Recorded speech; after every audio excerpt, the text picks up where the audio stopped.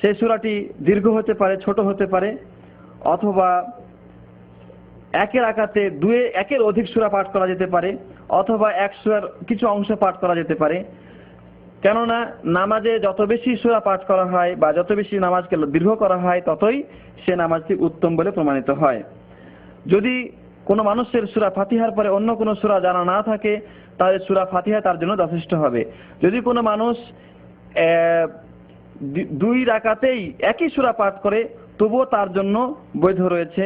কেউ যদি প্রথম রাকাতে যে সূরা পাঠ করলো, পরবর্তী রাকাতে তার আগের সূরা পাঠ করলো, তবুও তার জন্য এটা জায়েজ রয়েছে। কেননা আল্লাহর নবী সাহাবীদের থেকে এই ব্যাপারে প্রমাণিত রয়েছে যে সাহাবীরা এইভাবে তারতিব ছাড়া নামাজ পড়েছেন।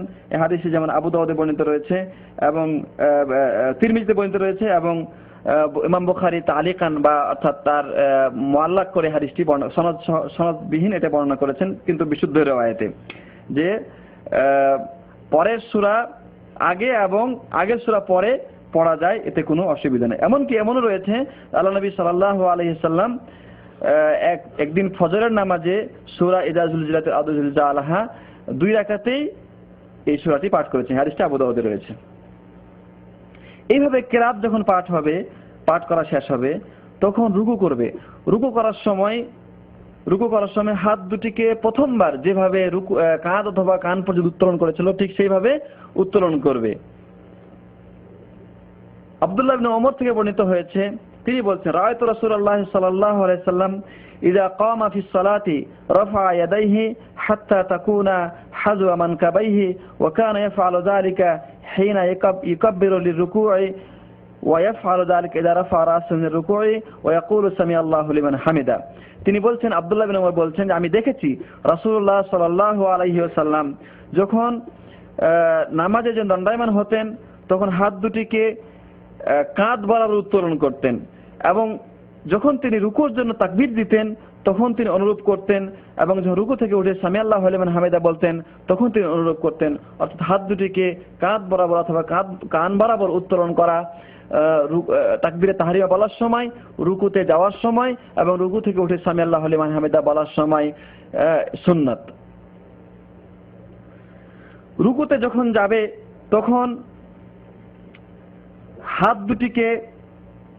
হাতের পাঞ্জা হাত দুটিকে হাঁটুর উপর স্থাপন করবে, যেন সে হাঁটুকে আঁকড়ে ধরেছে। অতঃপর হাতের আঙ্গুলগুলোকে ছড়িয়ে দেবে, আর হাত দুটিকে নিজের দুই পার্শ্বস্থল থেকে আলাদা রাখবে এবং দূরে রাখবে। অতঃপর পিঠকে সোজা করবে, পিঠ এবং মাথা যেন বরাবর থাকে। বর্ণিত হয়েছে যে আল্লাহ নবী সাল্লাল্লাহু আলাইহি ওয়াসাল্লাম যখন রুকু করতেন, তখন তিনি পিঠটাকে এত বেশি সোজা করতেন যে তার পিঠে পানি রেখে দিলে সে পানি স্থির হয়ে যেত। সুতরাং রুকু অবস্থায় পিঠ সোজা করা এটা রুকুর অন্যতম রুকন বা ফরজ। রুকুর এই পদ্ধতি বুখারী, মুসলিম, তিরমিজি, বাইহাকি, তাবরানীতে বর্ণিত হয়েছে। রুকুতে গিয়ে তাসবিহ পাঠ করবে সুবহান রাব্বিয়াল আযীম 3 বার, অথবা পাঠ করবে সুবহানাকাল্লাহুম্মা রাব্বানা ওয়া বিহামদিকা আল্লাহুম্মা গফিরলি। আগের হাদিসটি আবু দাউদ, তিরমিজি, নাসাই, ইবনে মাজাহ বর্ণিত হয়েছে, এবং এটি বুখারী ও মুসলিম বর্ণিত হয়েছে। অথবা পাঠ করবে সুবহান কুদ্দুসুন রাব্বুল মালাইকাতি ওয়ার রূহ, এটিও মুসলিম এবং আবু দাউদে বর্ণিত হয়েছে। রুকু থেকে উঠার সময় বলবে সামিআল্লাহু লিমান হামিদা, এবং হাত দুটিকে পূর্বের নিয়মে কাঁধ অথবা কান বরাবর উত্তোলন করবে। তারপরে পাঠ করবে রব্বানা লাকাল হামদ, অথবা রব্বানা ওয়ালাকাল হামদ, অথবা আল্লাহুম্মা রব্বানা লাকাল হামদ, অথবা আল্লাহুম্মা রব্বানা ওয়ালাকাল হামদ, যে কোনো ভাবে পড়তে পারে।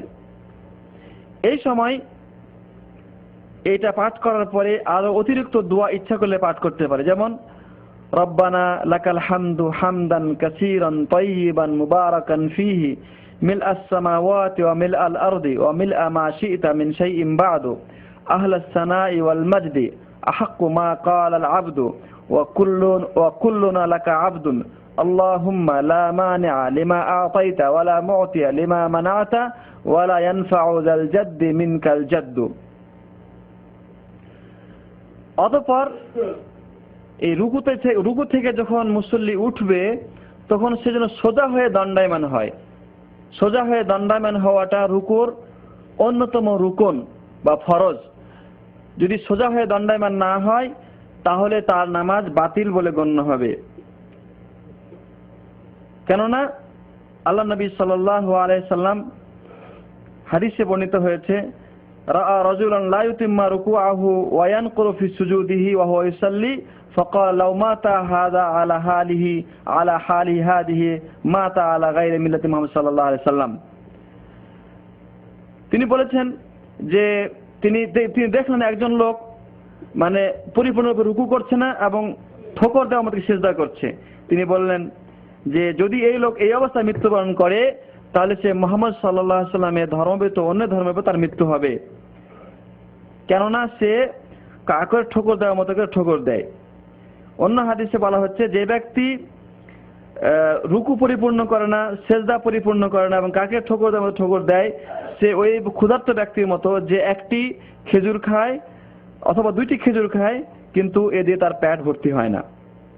অন্য হাদিসে বর্ণিত হয়েছে, এই হাদিসটা আবু ইয়ালা এবং তাবরানীতে বর্ণিত হয়েছে, ইবনে আবি শাইবা এবং তাবরানী হাকিমে বর্ণিত হয়েছে। রাসূলুল্লাহ সাল্লাল্লাহু আলাইহি ওয়াসাল্লাম বলছেন যে সবচেয়ে নিকৃষ্ট চোর হচ্ছে সেই লোক যে নামাজ চুরি করে। তারা সাহাবায়ে কেরাম প্রশ্ন করলেন যে হে আল্লাহর রাসূল, কিভাবে নামাজ চুরি করে? তিনি বললেন যে রুকু এবং সিজদা পরিপূর্ণরূপে করে না। তিনি অন্য হাদিসে বলছেন ইবনে মাজাহ বর্ণনায় যে হে মুসলমানগণ, যে ব্যক্তি রুকু এবং সিজদায় পিঠ সোজা করে না তার নামাজ হয় না। তাহলে রুকু এবং সিজদাকে পরিপূর্ণরূপে করা এটা নামাজের অন্যতম রুকন আমরা বুঝতে পারলাম।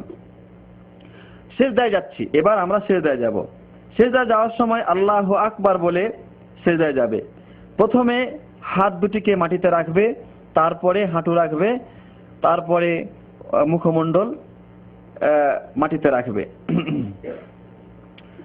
যেমন রাসূলুল্লাহ সাল্লাল্লাহু আলাইহি ওয়াসাল্লাম থেকে বর্ণিত হয়েছে, তিনি বলেছেন যে ইযা সাজাদা আহাদুকুম ফালা ইয়াবরুক কামা ইয়াবরুকাল বাঈর ওয়াল ইয়াদা ইয়াদাইহি ক্বাবলা রাকবাতাইহি। যখন তোমাদের কোনো ব্যক্তি সিজদা করবে সে যেন উটের মতো করে না বসে, সে যেন হাঁটু রাখার আগে হাত দুটি রাখে। হাদিসটি বর্ণনা করেছেন আবু দাউদ এবং নাসাই। যখন মুসল্লি সিজদা করে তখন হাত দুটিও সিজদা করে।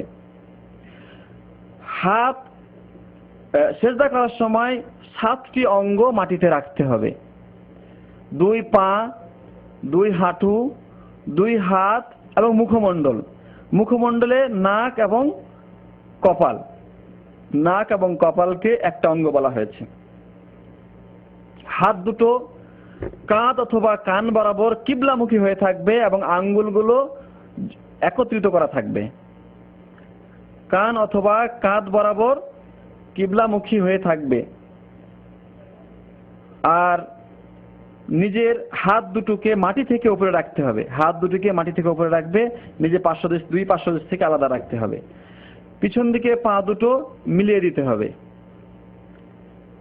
আর সিজদায় যাওয়ার সময় যাতে করে নাক এবং কপাল উভয়টা মাটিতে থাকে। অনেকে যেমন কপাল শুধু মাটিতে রাখে, নাক রাখে না, এটা বিশুদ্ধ নয়। এই সময় পাঠ করবে, সিজদায় পাঠ করবে সুবহানা রাব্বিয়াল আ'লা, সুবহানা রাব্বিয়াল আ'লা 3 বার পাঠ করবে। অথবা পাঠ করবে সুবহানাকাল্লাহুম্মা ওয়া বিহামদিকা আল্লাহুম্মা গফিরলি, অথবা সুবহুন কুদ্দুসুন রব্বুল মালাইকাতি ওয়ার রূহ, এইগুলি পাঠ করতে পারে।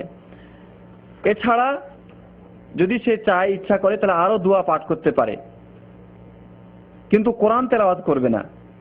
সিজদা অবস্থায় কোরআন তেলাওয়াত করবে না, অন্যান্য যে কোনো দোয়া পাঠ করতে পারে। নবীজি সাল্লাল্লাহু আলাইহি ওয়াসাল্লাম বলেছেন যে সিজদার সময় বান্দা আল্লাহ সবচেয়ে বেশি নিকটবর্তী হয়, সুতরাং এই সময় দোয়া করলে দোয়া কবুল হওয়ার সম্ভাবনা থাকে বেশি। হাদিসটি মুসলিম শরীফে রয়েছে। সিজদা থেকে উঠবে আল্লাহু আকবার বলে, উঠে বাম পাকে বিছিয়ে দিবে এবং ডান পা খাড়া রাখবে।